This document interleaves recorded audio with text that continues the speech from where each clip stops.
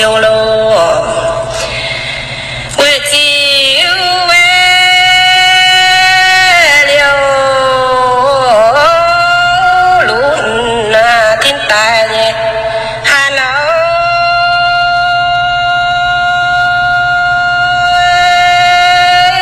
xiêm lô tông màu suy lô giá mai ô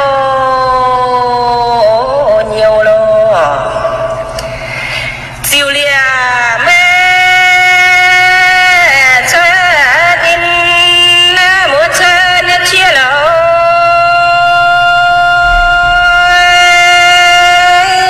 chiêm lô chong màu mây lô đâu tàng ô chiều lô